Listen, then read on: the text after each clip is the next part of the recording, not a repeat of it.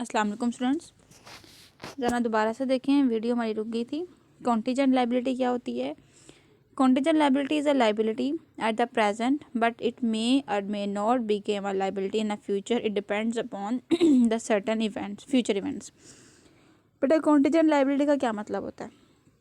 Basically इसका मतलब ये होता है कि हमारी कोई ऐसी लाइबिलिटीज़ होती हैं जो एट प्रेजेंट तो वो लाइबिलिटी नहीं होती, लेकिन इन फ्यूचर टाइम वो लाइबिलिटीज़ हो जाती हैं। मिसाल इसकी ले लेते हैं कि जैसे हम किसी चीज़ की गारंटी लेते हैं, यानी कि कोई चीज़ हम ख़रीदते हैं, हम पैसे दे के वो चीज़ ख़रीद रहे हैं, ठीक है। ये लेट सपोज कि हमने गाड़ी ख़रीदी है, तो हमें उस चीज़ की गारंटी मिली है कि अगर इसमें कोई ना कोई फॉल्ट होगा, हम इसका जो है वो क्लेम करेंगे, हम इसके ज़िम्मेदार होंगे। अब ऑन द सपोर्ट अगर कोई मसला पेश आ जाता है तो वो क्या बन जाएगी? अगर उसमें कोई मसाइल पेश होगा तो हम वो दोबारा लेके जाएंगे जहाँ से हमने ख़रीदी होगी, तो वो फिर उनके जो है वो एक किस्म की लाइबिलिटी हो जाएगी, वो इसको क्लेम करेंगे। या हम बैंक की तरफ से अगर गारंटी लेते हैं, लेट सपोज कि एक एक्स कंपनी है या एक वाई कंपनी है। एक्स कंपनी ने जो है वो करनी है, एक्सपोर्ट करनी है दूसरे मुल्क में, ठीक हो गया। और उनके बिहाफ पे बैंकर जो होते हैं वो आपस में एक किस्म का उनका साथ मुआहदा तय किया जाता है दोनों कंपनीज का, यानी कि एक कंपनी ख़रीद रही है चीज़ और एक कंपनी बेच रही है। तो बेचने वाले को इस चीज़ की गारंटी चाहिए कि जो ख़रीदने वाली कंपनी है वो पैसे की पेमेंट करे, क्योंकि वो दोनों डिफरेंट कंट्रीज़ में हैं, तो जिसकी वजह से उन दोनों का एक दूसरे पे एतमाद नहीं है। फिर बैंकर्स आ जाते हैं, ठीक है। बैंकर्स क्या करते हैं? गारंटी देते हैं कि अगर आपको जो है वो परचेज़र पैसे नहीं देगा तो हम आपको पेमेंट करेंगे, ठीक है। एक किस्म की गारंटी हो जाती है। तो बैंकर्स के पॉइंट ऑफ व्यू से देखा जाए कि इन प्रेजेंट तो वो लाइबिलिटी नहीं होती, लेकिन फ्यूचर में मे बी लाइबिलिटी हो जाती है या नहीं होती। तो ऐसी लाइबिलिटीज़ कॉन्टीजेंट लाइबिलिटीज़ कहलाती हैं, जो फ्यूचर के इवेंट्स पे डिपेंड करती हैं, जैसे चीज़ों की गारंटी या वारंटी वगैरह मिल जानी। उसके बाद है फिक्टिशियस एसेट्स। फिक्टिशियस एसेट्स क्या होते हैं?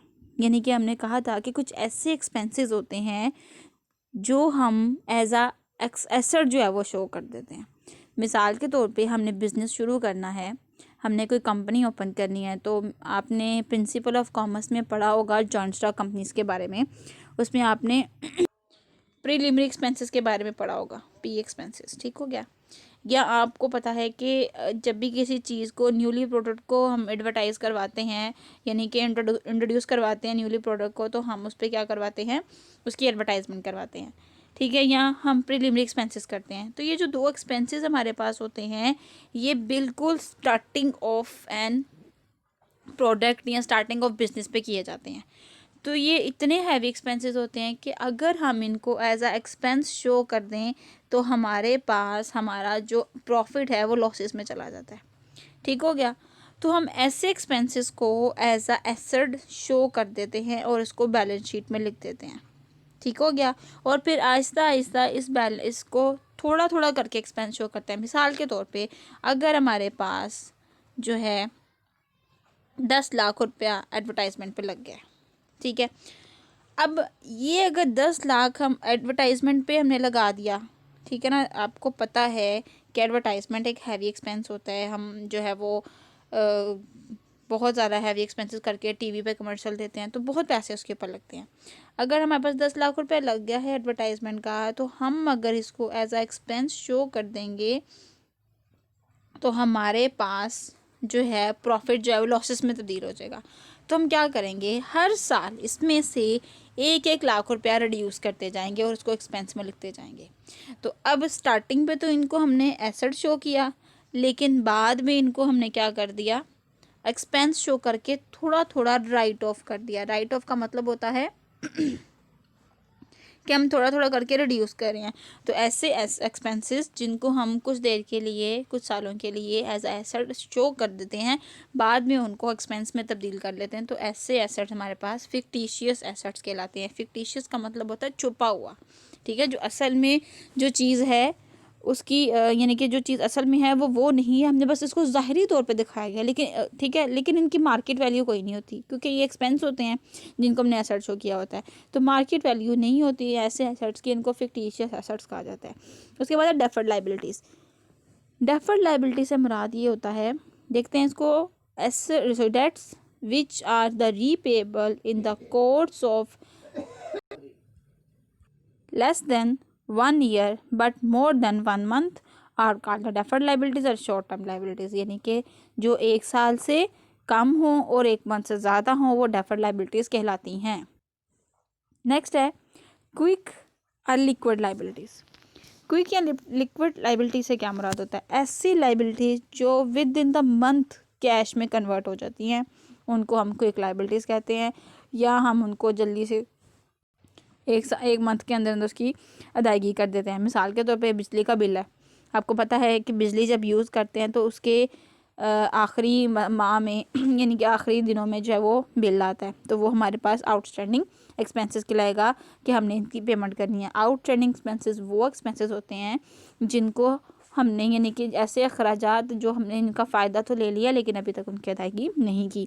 बैंक ओवरड्राफ्ट आ जाता है या क्रेडिटर्स वगैरह आ जाता है। ठीक हो गया। उसके बाद हमारे पास है लिक्विड क्विक एसेट्स। ये भी वही चीज़ है, यानी कि विद इन द 1 मंथ हम उनको कैश में कन्वर्ट कर सकते हैं। ठीक है, क्विकली हमारे पास फ्लोटिंग फॉर्म में कैश की फॉर्म में आ जाए, क्योंकि कैश हमारा फ्लो होता रहता है कभी एक जगह से दूसरी जगह। ठीक है, तो इसको हम फ्लोटिंग फॉर्म कहते हैं किसी भी एसेट की।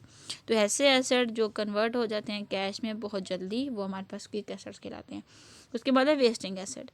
Those assets whose value gradually reduce on account of use and the finally exhausted complete are called the wasting asset। यानी कि ऐसे एसेट जिनको हम इस्तेमाल करते हैं और वो क्या हो जाते हैं आहिस्ता आहिस्ता से रिड्यूस होके मुकम्मल तौर पे एग्जॉस्ट मतलब मुकम्मल तौर पे ख़त्म हो जाते हैं, जिनकी मिकदार बिल्कुल मुकम्मल तौर पे ख़त्म हो जाती है, वो हमारे पास वेस्टिंग एसेट कहलाते हैं। उसके बाद है इंटरनल लाइबिलिटीज़। इंटरनल लाइबिलिटी ये मैं आपको अभी लिख के समझाती हूँ। बच्चों हमने 2 तरह की लाइबिलिटीज़ पढ़ी हैं। एक पढ़ी हैं जो जिसका नाम आपने सही देखा है लाइबिलिटी में होता है, ठीक हो गया, और दूसरा आपने पढ़ा था कैपिटल, ठीक हो गया।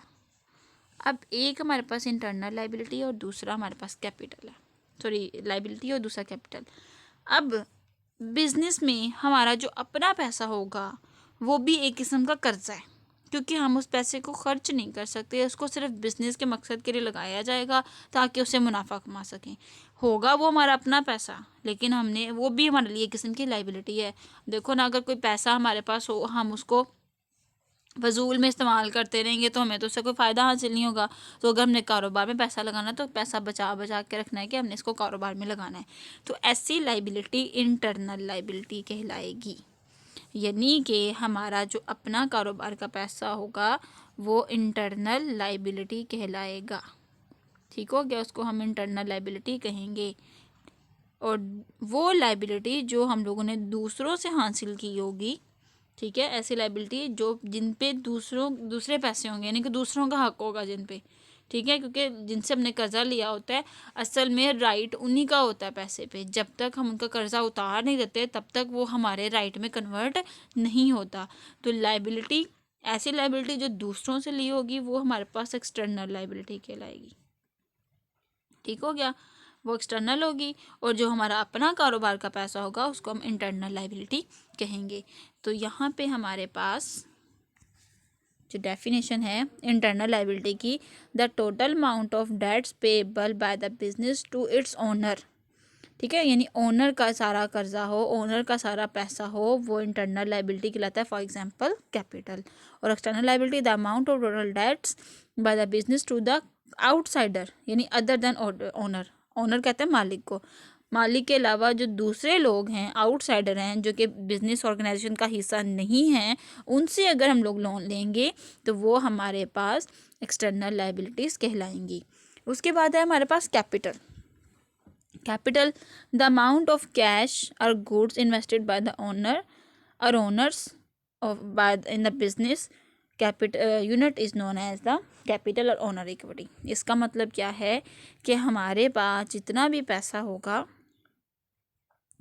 जो हमने कारोबार में लगाया होगा मुनाफा कमाने के लिए, वो हमारे पास कैपिटल कहलाएगा या उसको ओनर्स इक्विटी कहा जाएगा। उसके बाद है डायरेक्ट एक्सपेंस। ये जब हम लोगों ने स्टार्टिंग में पढ़ा था तब मैंने आपको बताया था कि दो तरह के एक्सपेंसेस हम पढ़ेंगे। एक वो एक्सपेंस होंगे जो चीज़ को बनाने पे लगेंगे और एक वो एक्सपेंस होंगे जो चीज़ की प्रमोशन पे लगेंगे। तो यहाँ पे हमारे पास डायरेक्ट एक्सपेंसेस वो एक्सपेंसेस होते हैं जो चीज़ को बनाने पे लगते हैं। Direct expenses are connected with the purchase are known as the directly, यानी कि जो डायरेक्टली कनेक्ट होते हैं परचेजेस ऑफ गुड्स या मैन्युफैक्चरिंग ऑफ गुड्स, जिसमें कैरिज है, वेजेस है, इनवर्ड कैरिज इनवर्ड है, ये सारे परचेजेस से रिलेट है। क्योंकि देखो हमने जब मटेरियल ख़रीदना है चीज़ बनाने के लिए, मटेरियल जब तक नहीं होगा चीज़ नहीं बनेगी, इसका मतलब वो डायरेक्ट एक्सपेंस है। अगर अब परचेजेस हम लोग लेकर आ रहे हैं तो ऑब्वियसली किसी ट्रांसपोर्टेशन पे लेके आएंगे तो उनके कैरिज का जो किराया होगा वो लगेगा। वेजेस से मुराद होता है जो उसी मटेरियल से चीज़ को बनाता है। मिसाल के तौर पे हमने अगर लकड़ी से चेयर बनानी है तो जो लकड़ी होगी वो हमारे पास मटेरियल कहलाएगा, परचेजेस कहलाएगा, और जो लोग मिल के उसको बनाएंगे, चेयर में कन्वर्ट करेंगे, तो वो लेबर कहलाएंगे, और लेबर अपनी जब उजरत लेंगे तो वो वेजेस लेंगे। तो ये सारी चीज़ें डायरेक्ट एक्सपेंसेस में आएंगी। और इनडायरेक्ट एक्सपेंसेस जो कि अदर दैन डायरेक्ट एक्सपेंस होते हैं, जो चीज़ को डायरेक्टली बनाने में इन्वॉल्व नहीं होते लेकिन ज़रूरी होते हैं, जैसे सैलरीज, लीगल चार्जेस, etc। ठीक है, इसको अब नेक्स्ट देखते हैं क्या है हमारे पास। Direct revenue. डायरेक्ट रेवेन्यू जो कि डायरेक्टली चीज़ बेच के हमें हासिल हुई, यानी ठीक है ना, यानी कि जो प्रोडक्ट से रिलेटेड हमें जो इनकम हासिल होगी वो हमारे पास कहलाएगी डायरेक्ट रेवेन्यू। ठीक है, जैसे कि सेल्स। जिस तरह से आसान एग्जांपल में ये कर ले, जो ट्रेडिंग अकाउंट में हमारे पास एक्सपेंसेस आते हैं वो डायरेक्ट एक्सपेंस, और जो ट्रेडिंग अकाउंट की क्रेडिट साइड पे चीज़ें आती हैं वो हमारे पास डायरेक्ट रेवेन्यू होगी, जिसमें हमारे पास सेल्स आ जाती है। Indirect revenue.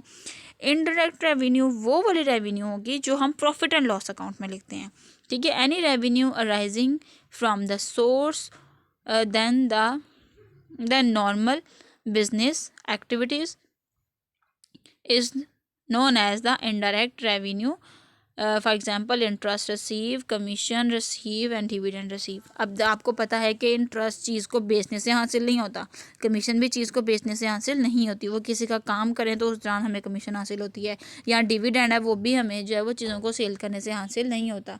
तो हम क्या करेंगे, इनडायरेक्ट रेवेन्यू वो वाली रेवेन्यू होगी जो कि एक दूसरा सोर्स होगी जो है वो आमदनी का। ठीक है, सेल्स सोर्स नहीं है, सेल्स के अलावा जितनी भी आमदनी होगी वो हमारे पास इनडायरेक्ट रेवेन्यू कहलाएगी। उसके बाद अब मार्शलिंग। मार्शलिंग बच्चों ये मैंने आपको जब MCQs करवाए थे तब भी बताया था, यहाँ पे इसकी डेफिनेशन भी है। क्या लिखा हुआ है, एन अरेंजमेंट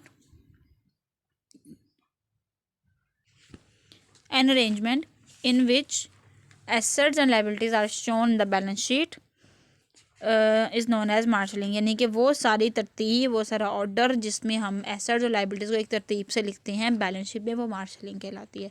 मार्शलिंग का मतलब क्या होता है, ऑर्डरिंग करना, अरेंजिंग करना। ठीक है बच्चों, ये हमारी डेफिनेशन आज क्लियर हो गई हैं। कल से हम इंशाल्लाह BRS का दोबारा से शुरू करेंगे। बच्चों आप लोगों ने मुझे कमेंट्स करके, जब आप अटेंडेंस लगाते हो तो आपने कमेंट्स करके मुझे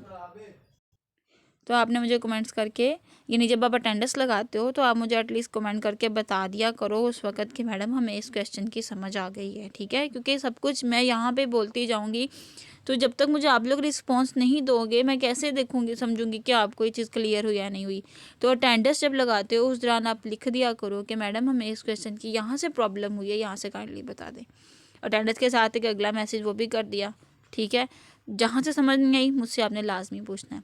और एक और तरीका मैं आपको ये बता दूँ, जब आप एक डेफिनेशन सुन रहे हो या कोई भी आप लेक्चर सुन रहे हो तो लेक्चर सुनने के दौरान आपको पता लगा कि वहाँ से मुझे नहीं समझ आ रही, आप वीडियो स्टॉप करके मुझे उसी वक्त टेक्स्ट कर दिया करो। ठीक है, अपना बहुत ख्याल रखिएगा। अल्लाह हाफिज़।